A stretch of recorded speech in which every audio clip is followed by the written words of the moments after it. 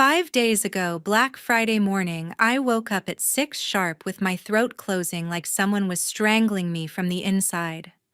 I stumbled to the kitchen in our San Antonio house, lungs already screaming, and there he was, my 17-year-old brother Logan, standing in the middle of the tile floor holding every single one of my 6 rescue inhalers in his hands. He looked me dead in the eyes, tilted the bottle so I could hear the liquid shaking inside, and said with the coldest smirk, "Getting tight in the chest already, huh, loser? If I don't get to have asthma, then neither do you." I begged him. My voice came out as a wheeze. He just laughed and said, "Starting to turn blue yet? How long before you pass out this time?" I couldn't answer. That was 5 days ago. This morning, he stood in court shaking while the judge read the charges out loud. "Hey, I'm Kayla Carter, 21, severe asthma since I was a kid. Logan is 4 years younger than me." And that morning, he decided my next breath was up to him.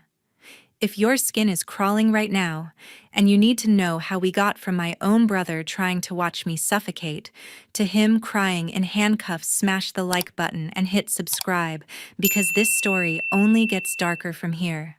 The first time I almost didn't make it, I was 9 years old. It was a normal Tuesday at my elementary school in the suburbs of San Antonio. Recess had just started, the Texas heat was already pushing 95 degrees, and some kid kicked a soccer ball straight into a cloud of dust. One breath of that dry, pollen-filled air and my chest locked up like a fist. I remember dropping to my knees on the blacktop, clawing at my throat while everything went fuzzy. Teachers screamed someone carried me to the nurse, and the next thing I knew, I was in the back of an ambulance with an oxygen mask strapped to my face. That was the day the doctors told my parents I had severe persistent asthma, the kind that can turn deadly fast if I don't have a rescue inhaler within reach at all times. After that, everything changed. Mom and Dad turned into full-time bodyguards. They bought a little lockbox for the kitchen counter that held 4 inhalers at all times. Another one lived in my backpack, one in the car, one taped under my desk at school. They checked the pollen count every morning like it was the weather report. Mom quit her weekend shifts at the hospital so she could drive me to appointments with Dr. Patel, my pulmonologist. Dad installed air purifiers in every room. I became the center of their universe because if they didn't keep me breathing, nothing else mattered. Logan was 5 when all this started. At first, he just watched. Big brown eyes following me everywhere while Mom counted puffs, or Dad rushed home early to pick me up from school on high ozone days. Then the little things began. One morning, my backpack inhaler was gone. We tore the house apart and finally found it buried under the couch cushion's cap off, medicine wasted. Logan shrugged and said he was playing hide and seek with my toy. Mom laughed it off. He was only 5. By the time he was 7, it wasn't funny anymore. Winter nights in San Antonio can drop into the 30s, cold enough to trigger me hard. I'd wake up wheezing because every window in the hallway was cracked open. Logan would be standing there in his pajamas, grinning like it was the best prank ever. "It's stuffy in here," he'd say. Mom would scold him gently and close the windows, but the damage was done. I'd be up half the night shaking and puffing on my nebulizer while he slept like an angel. When he hit 10, he got bolder. He figured out that ceiling fans on high blast the medicine right out of the air after I take a puff. I'd sit on the living room couch trying to catch my breath after a mild attack, and suddenly the fan would roar to life above my head. I'd look up, and there he was on the stairs, finger on the switch, watching to see how long it took me to start coughing again. Mom caught him once and grounded him for a week. A week. That was it. He learned exactly where I kept my spares. Under the bathroom sink top shelf of my closet, inside the zipper pocket of my gym bag. They started disappearing. I'd come home from school and have to tear my room apart while my chest tightened, praying I'd find one before it turned into a full-blown attack. Sometimes I did. Sometimes I had to call Dad at work and listen to him panic on the phone while he raced home. Logan always had the same innocent face. I didn't touch anything. Mom and Dad's answer never changed. "Logan's just little. He doesn't understand how serious this is. You're the big sister, Kayla. You have to be patient. So I learned to hide my own inhalers in new places every week. I started triple checking locks on the medicine box. I stopped telling them when another one went missing because I knew what they'd say. I was 12, 13, 14, and every year the games got riskier, but I was the one who had to be the bigger person. By the time I was 15, I didn't trust my own brother in the same house as my medicine. I'd fake being asleep until I heard his bedroom door shut, then I'd sneak downstairs to count the inhalers in the lockbox. Some nights one would be missing. Some nights the box would be unlocked. I never told Mom and Dad how scared I actually was, because I knew they'd choose him every single time. I got really good at protecting myself, but I never thought I'd need to protect myself from family. 2 years ago, everything flipped upside down, and it started the week Logan turned 15. We were having a small family party in the backyard. Mom had just brought out the cake when Logan suddenly grabbed his throat, eyes bulging, and let out the most terrifying wheeze I'd ever heard.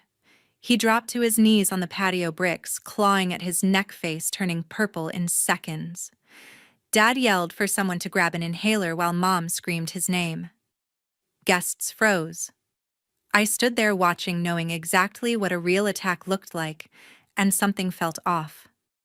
But nobody listened to me. An ambulance came. They rushed him to the ER. 2 hours later, he came home with a brand new diagnosis: severe asthma, same as mine. From that night on, Logan became the star patient. He learned how to make the wheeze sound exactly right, how to time the fake collapses when the most people were around. In 6 months, he had 5 emergency trips. Each time he came back with new restrictions from the doctors he'd apparently convinced. No strong smells in the house, no pets visiting. All the air purifiers now pointed toward his room. He demanded his own nebulizer and a locked case for his meds, just like mine used to be. Mom turned the spare bedroom into his personal recovery zone, complete with a hospital-grade air filter that cost Dad 2 paychecks. Mom quit her part-time nursing job the day Logan had his 3rd attack at school. She said she couldn't risk being away if he needed her. She started carrying his rescue inhaler in her purse the same way she once carried mine. She checked on him every hour at night, listened at his door for wheezing that never actually happened when no one was watching. Dad installed a second fridge in the garage just for Logan's meds and special food. He stopped asking me how my appointments went. When I had a real flare-up after marching band practice, he told me to tough it out because Logan had a doctor's note saying stress made his asthma worse. My own attacks started being treated like inconveniences. I watched the whole house rearrange itself around my little brother's performance, and I was the only one who saw the cracks. I caught him once in the bathroom mirror practicing the exact shade of blue he could turn his lips by holding his breath. Another time, I found an empty inhaler in his trash cap, still on, never used. When I asked why he needed 6 refills in 1 month, he just smiled and said, "Guess mine's worse than yours now, huh?" Only one person believed me when I said something was wrong. Skylar Nguyen has been my best friend since 7th grade. She'd seen me through real attacks, the kind where I ended up in the hospital gasping on a ventilator. She started staying over more often, watching Logan like a hawk.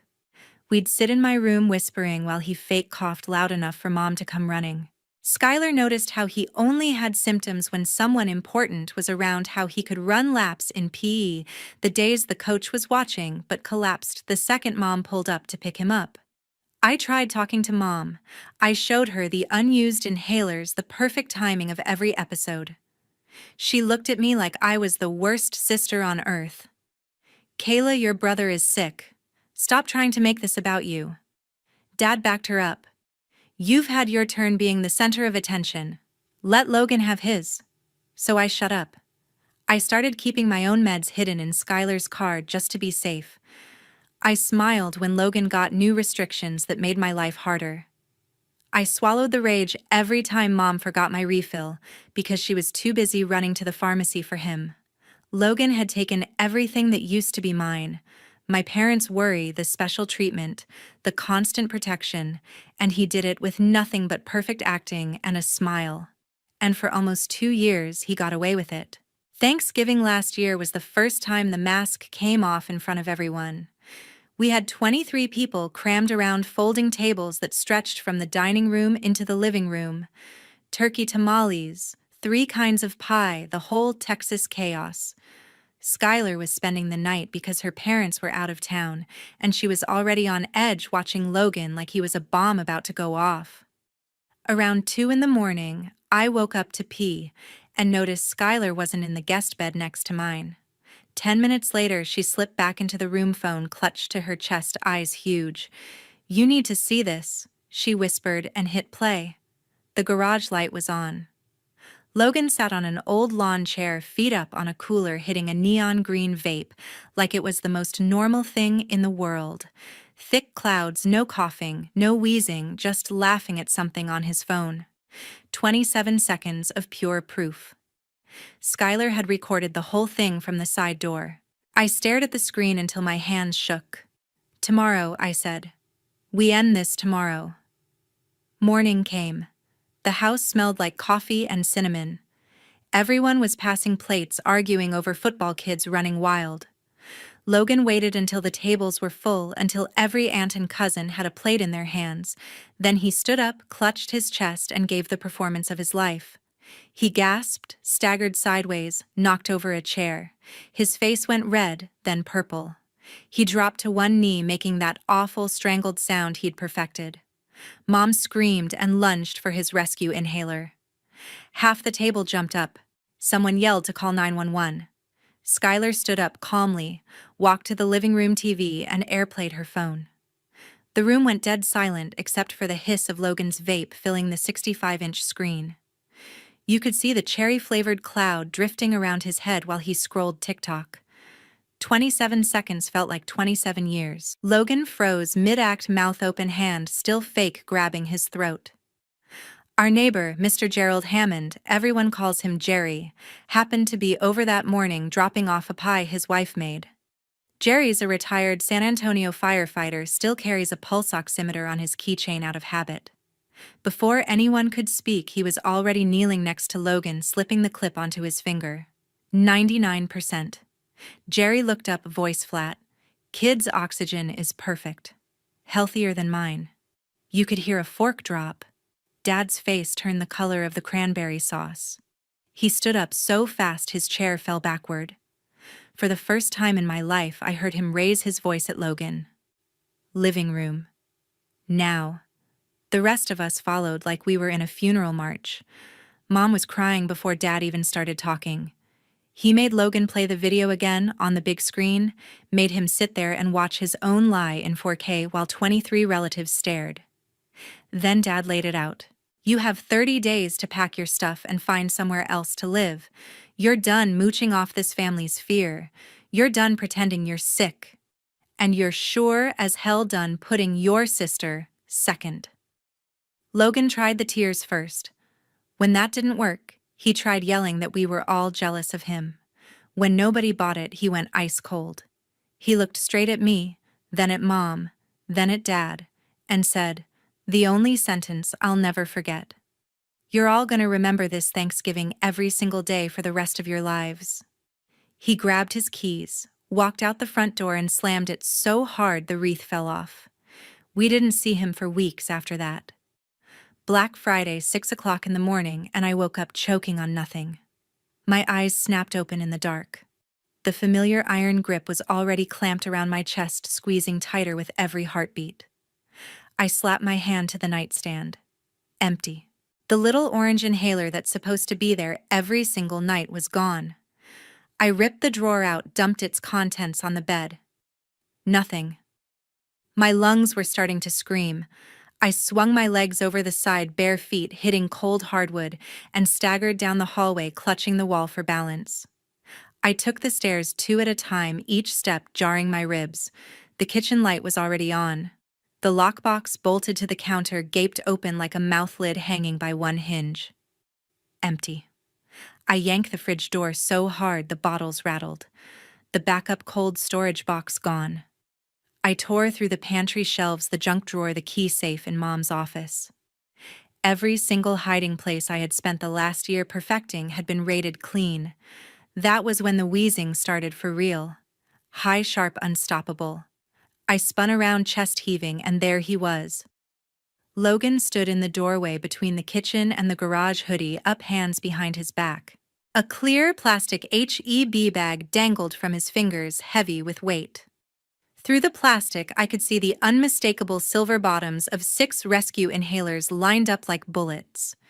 He had come back in the middle of the night, picked every lock in the house, and taken the only things that keep me on this side of the ground. He lifted the bag slowly and gave it a lazy shake so the canisters clinked together. Morning, Kayla. Sleep well. My knees buckled. I caught the edge of the island to stay upright. The first real contraction hit. My airways slammed halfway shut. I could actually hear the whistle with every breath. Logan. It came out a croak. Give them back. He stepped fully into the light, pulled the drawstring tight, and looped the bag over his wrist like a trophy. Give them back. He laughed once, short and bitter. After everything, 17 years of you being the only one who mattered because you couldn't breathe right. 17 years of me being invisible. Now you get to feel it for real.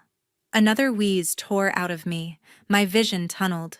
I slid down the cabinet until I was sitting on the tile leg splayed, trying to suck in air that wouldn't come. He walked forward, slowly, boots echoing. You want to know how easy it was? Spare key under the fake rock. Same code on the safe since you were 12. You got lazy, Kayla. Thought I was gone for good. He stopped 2 feet away and crouched, so we were eye level. I took every single one. Bedroom lockbox, fridge, bathroom cabinet, even the one you hid in Skylar's glove compartment last month. 6 inhalers.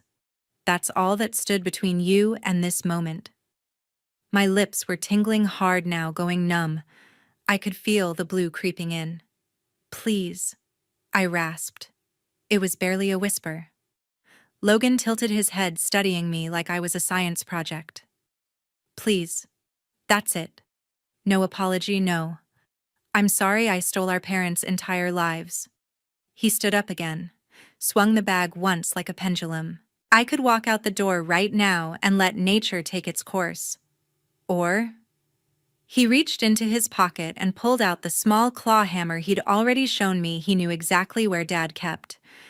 I could make sure no one ever finds a single dose. My heart slammed against my ribs so hard I thought it would crack them. Another spasm hit. I doubled over, forehead hitting the tile, wheezing so loud it filled the whole kitchen. Logan stepped over me, set the bag on the island, and lined the 6 silver canisters up in a perfect row under the pendant lights. Clock's ticking, big sister, he said quietly. How long before you pass out? 8 minutes, 10. Let's find out. He raised the hammer. Your move? He didn't wait for me to answer. Logan turned his back to me for a second, reached into the drawer under the coffee maker, and pulled out the small red claw hammer Dad always used for hanging family pictures. He laid the 6 rescue inhalers in a perfect straight line across the cold granite, spacing them exactly 2 inches apart, like he had rehearsed it 1,000 times in his head. Then he looked down at me, still on my knees, wheezing so hard my whole body shook with every useless pull of air. 6 inhalers, he said softly. 6 chances you had. Let's see how many you really deserve. He raised the hammer. The first swing came down fast and clean. Crack. The plastic casing of the first inhaler exploded into white shards. A thick cloud of albuterol burst out, filling the kitchen with that sharp medicinal smell I knew better than my own perfume. That one was for every single time you got a second birthday cake because the first one might have nuts. Second swing. Crack. Another canister ruptured, white mist shooting sideways and coating the stainless steel fridge in a fine layer. That was for every vacation we never took because the cabin wasn't asthma-friendly enough for Princess Kayla. My arms gave out.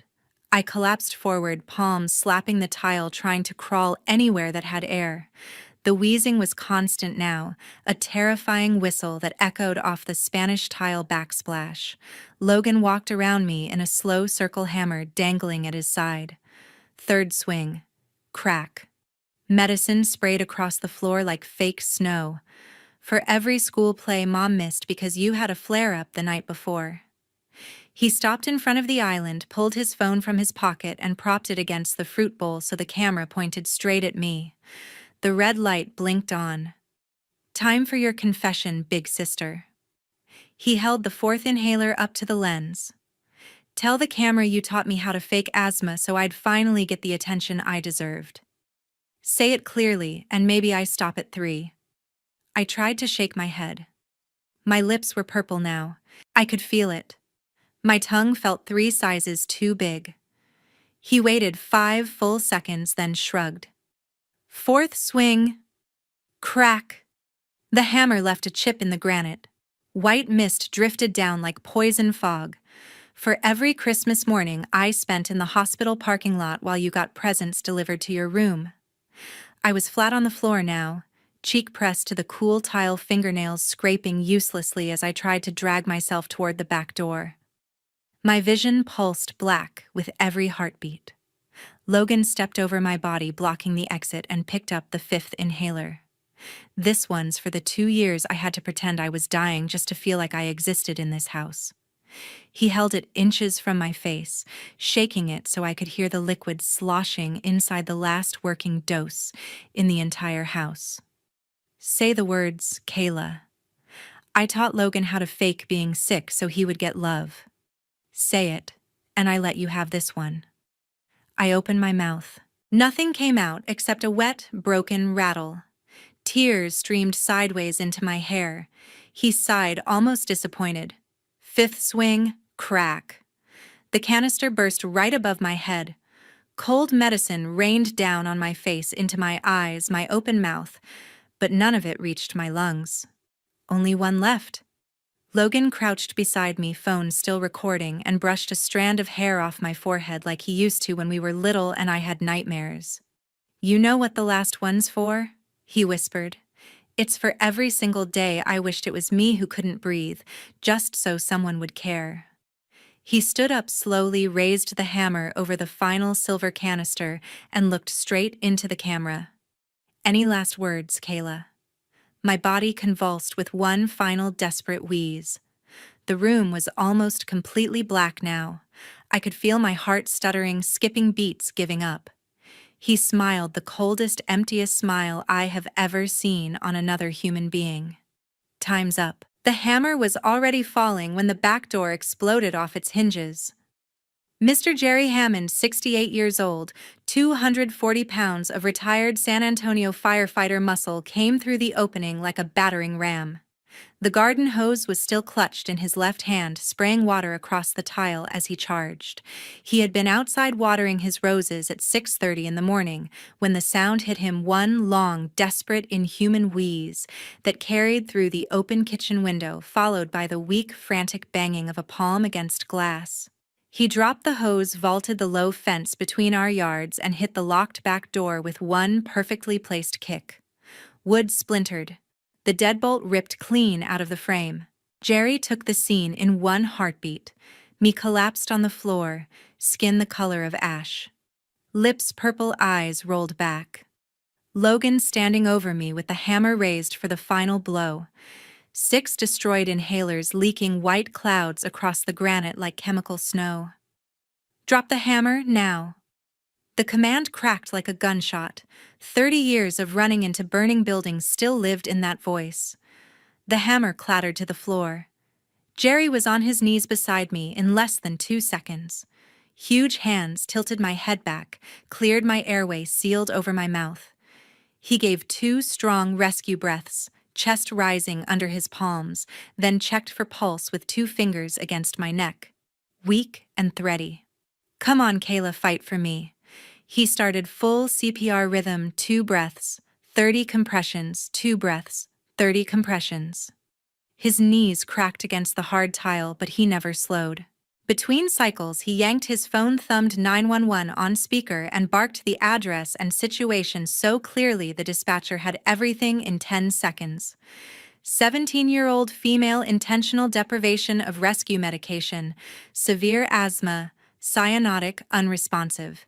Need engine medic and law enforcement code 3 to 1427 Cactus Wren Lane. Suspect still on scene. Sirens were already screaming closer. San Antonio Fire Station 51 is only 6 minutes away on a bad day. This wasn't a bad day. The first SAPD unit burst through the ruined door 4.5 minutes later, weapons drawn. 2 firefighters from Engine 51 followed with the medic kit and stretcher. Jerry never stopped compressions until the paramedic tapped his shoulder and took over airway. They slapped a non-rebreather mask on my face, cranked the oxygen to 15 liters, started a continuous nebulizer, and pushed IV epinephrine while another medic jammed a line into my arm. Across the kitchen, the officers had Logan face down on the tile, one knee in his back, cuffs ratcheting tight around his wrists. The last unbroken inhaler rolled out of his hand and spun to a stop against my bare foot. "You have the right to remain silent." Logan didn't say a word, just stared at the floor while they hauled him up. Jerry stayed right by my side, holding my hand the entire time they worked on me. He kept talking low and steady. "You're safe now, kid. Breathe with the mask. I've got you. You're not going anywhere." They lifted me onto the stretcher, strapped me down, wheeled me out past the ruined door and the abandoned garden hose still spraying across the driveway. The morning sun was just coming up bright and hot as they loaded me into the ambulance. Jerry climbed in with the crew, his old station, and held the oxygen mask in place the whole ride. Lights and sirens the entire 6 miles to University Hospital. I coded once in the rig. They shocked me back. 48 hours later, I woke up in the ICU with a breathing tube down my throat and machines doing the work my lungs couldn't. Mom was curled in the corner chair asleep. Dad stood at the window, shoulders shaking. When they finally pulled the tube the next morning, the doctor's exact words were, 2 more minutes without intervention and we would have lost her. Logan never saw daylight that week. They kept him in juvenile detention until the prosecutor decided to charge him as an adult. Jerry sat with my parents every day I was sedated. He brought Mom coffee, told Dad it wasn't their fault, and promised me when I could finally hear again that he wasn't going anywhere until I walked out of that hospital on my own 2 feet. He kept that promise. Today was the preliminary hearing at the Bexar County Courthouse. I walked in on my own 2 feet, still carrying the faint bruises from the chest compressions, still tasting albuterol every time I swallowed. Mom held one arm, Dad the other. Skylar and Mr. Jerry sat directly behind us in the gallery. Logan was already at the defense table in an orange jumpsuit 2 sizes too big, ankles shackled, staring at the floor. The prosecutor laid it out cold: 1 count of aggravated assault with a deadly weapon under Texas Penal Code 22.02. The deadly weapon wasn't the hammer, it was the deliberate removal and destruction of life-saving medication from a person known to be dependent on it. In Texas, that's the same as pointing a loaded gun. They played the body cam footage in open court. 65 inches of Logan lining up my inhalers, swinging the hammer, telling the camera I taught him to fake asthma, while I turned blue on the kitchen floor. The judge never flinched, but half the gallery gasped out loud. Logan's public defender tried the troubled teen angle: rough childhood feelings of neglect, cry for help. The prosecutor countered with the 911 call, the ruined inhalers, the fact that he recorded the entire thing for proof. The judge took less than 10 minutes. 5 years probation, felony conviction, mandatory anger management, 500 hours community service, and a permanent no-contact criminal protective order. Any violation and you serve the full 5 in TDCJ. Clear. Logan nodded. He finally looked up when they called me to the podium for victim impact. I stepped forward, hands shaking, and spoke the only words I had prepared. "You stopped being my brother the moment you decided my last breath was payback. From this day forward, you do not have a sister, and I do not have a brother. That's forever." I didn't wait for his reaction. I turned and walked back to my family. That same afternoon, Dad hired a locksmith. Every door, every window, every gate got new deadbolts. Mom deleted Logan's number, blocked him on every platform, erased him from every family photo cloud. We took the framed pictures off the walls and put them face down in a box in the attic. By sunset, there was no trace he had ever lived in that house. 2 weeks later, the protective order arrived in the mail. Logan Carter is legally barred from coming within 500 yards of me, my parents Skylar or Mr. Jerry, for the rest of his life. Violation is a new felony. His probation officer has the address of the house he can never approach again. I still keep 7 inhalers now instead of 6. 1 in every room, 1 in the car, 1 on me at all times. I still wake up some nights reaching for the nightstand, heart racing before I remember I'm safe. Logan lives somewhere across town with a cousin who took him in. I don't know the address, and I never want to.